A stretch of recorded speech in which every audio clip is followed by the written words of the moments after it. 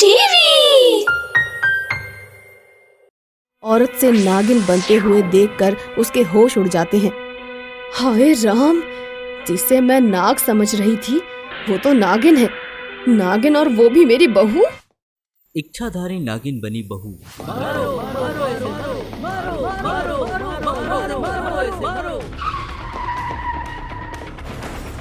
अरे लड़की तो बेहोश हो गई। ये लड़की नागिन है नागिन, हम इसको मारे बिना नहीं जाएंगे। आप हमारे रास्ते से हट जाइए। कोई इसे छूकर तो दिखाए, सबको फोड़ डालूंगा। ये ऐसे नहीं मानेगा भाइयों, चलो पहले इससे निपटते हैं। इस बेचारी लड़की की तो हालत खराब है, इसे घर ही लेकर चलता हूँ। विजय लड़की को घर ले आता है और कुछ देर बाद लड़की को होश आ जाता है। अब कैसी है तबीयत बेटी? ठीक हूँ माँ जी। तुम्हारा नाम क्या है और तुम कहाँ रहती हो? मेरा नाम सोना है माँ जी, और मैं एक अनाथ हूँ। ये कहकर सोना रोने लगती है। रो मत बेटी, इसे अपना ही घर समझो और आराम करो। अब तक तुम भले ही अनाथ रही हो, पर अब अनाथ नहीं रहोगी।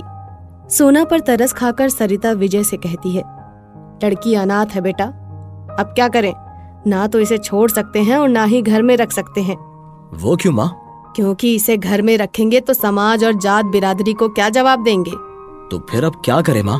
सरिता कुछ देर सोचने के बाद कहती है, लड़की रूपवती और गुणवती लगती है, क्यों ना मैं इसे अपने घर की बहू बना लूं? तुझे पसंद हो तो मैं ये कदम उठा सकती हूँ। तो फिर उठा लो कदम, मैं इससे शादी करने के लिए तैयार हूँ माँ। सरिता विजय और सोना की शादी कर देती है और इसके कुछ दिन बाद ही सरिता को एक नाग नजर आता है। अरे नाग, ये तो बहू के कमरे में घुस रहा है। ये कहकर सरिता भागते हुए घर के अंदर जाती है। बहू, बहू जल्दी से दरवाजा खोल बेटी, तू ठीक है ना? सोना दरवाजा खोलती है। क्या हुआ माँ जी? अभी अभी खिड़की के रास्ते तेरे कमरे में बहुत बड़ा नाग अंदर आया है, मैंने अपनी आंखों से देखा है। पर यहाँ तो मैं हूँ और कोई नाग अंदर नहीं आया। ये सुनकर सरिता सोचती है, नाग तो बहू के कमरे में घुसा हुआ था, मैंने अपनी आंखों से देखा था, फिर कहाँ गायब हो गया और बहू को क्यों नहीं दिखाई दिया? उस दिन के बाद सरिता को घर में कई बार नाग दिखाई देता है और धीरे धीरे उसे सोना पर शक होने लगता है। कहीं इस नाग का संबंध बहू से तो नहीं? ये तो मुझे पता ही लगाना पड़ेगा। यही सोचकर सरिता सोना पर नजर रखने लगती है और फिर एक दिन सोना को औरत से नागिन बनते हुए देखकर उसके होश उड़ जाते हैं। हाय राम, जिसे मैं नाग समझ रही थी वो तो नागिन है। नागिन, और वो भी मेरी बहू। ये कहकर सरिता बाहर की तरफ दौड़ती है और नागिन उसे जंगल की तरफ जाती हुई दिखाई देती है। ये तो कोई पहुंची हुई बला है, देखो तो जंगल में कैसे मस्त हुई झरने के नीचे नहा रही है। लगता है कि मेरा बेटा किसी गंभीर मुसीबत में फंस गया है। ये कहकर सरिता जंगल से लौट आती है और सोना के वापस आने पर उसे अजीब सी नजरों से देखने लगती है। क्या हुआ माँ जी, आप मुझे ऐसे क्यों देख रही हैं? तुम कौन हो? एक नागिन हो ना? माँ जी, जब आपने मुझे नागिन बनते हुए देख ही लिया है तो अब मैं झूठ क्यों बोलूंगी? मैं एक इच्छाधारी नागिन हूँ। ये बात मैं अपने बेटे को बता दूंगी। विजय, विजय बेटा, भगवान के लिए ऐसा मत करिए माँ जी, उन्हें ये सब मत बताइए।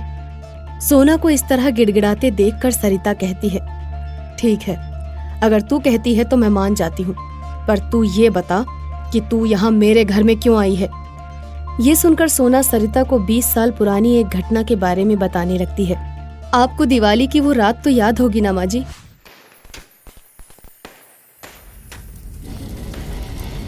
माँ, माँ, जल्दी आओ माँ, देखो देखो, आग में सांप जल रहा है।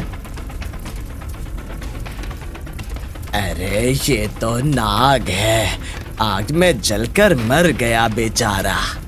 रामू, ये तो त्योहार के दिन बहुत बुरा हुआ, अभी से ले जाकर कहीं दफन कर आओ। जी मालकिन, अभी दफना आता हूँ। मैं उसी नाग की पत्नी हूँ माँ जी, जिसे 20 साल पहले आपके बेटे ने मार दिया था और उन्हें मारने के बाद विदेश चले गए थे। तो फिर 20 साल बाद तुम यहाँ किस लिए आई हो?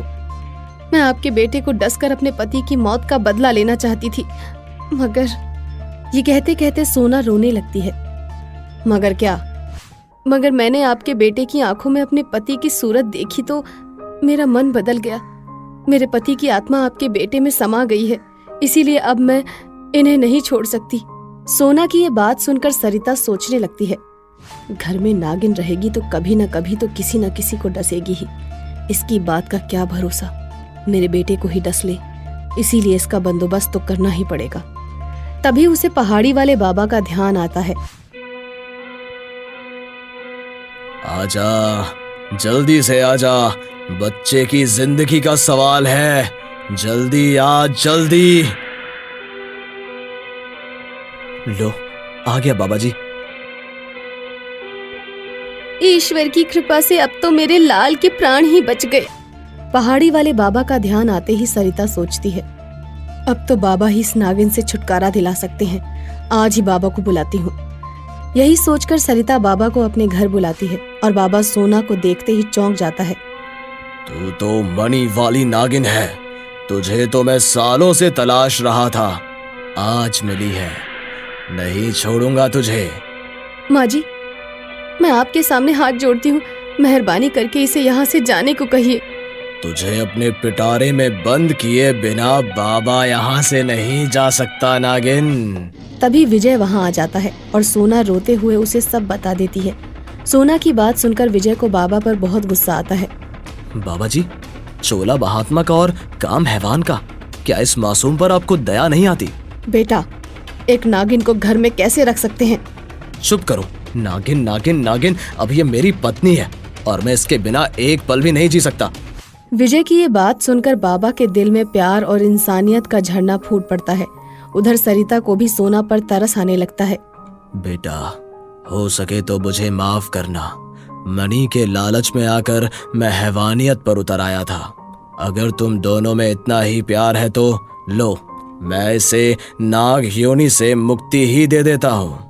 आपकी बड़ी कृपा होगी बाबा, इन दोनों का तो जन्म ही सुधर जाएगा। उसके बाद बाबा सोना को नाग योनि से मुक्त कर देता है और यह देखकर सरिता का मन गदगद हो जाता है। इस तरह प्रेम और इंसानियत के आगे नफरत और बदले की भावना दम तोड़ देती है। उस दिन के बाद सरिता अपने बेटे और बहू के साथ खुशी खुशी रहने लगती है।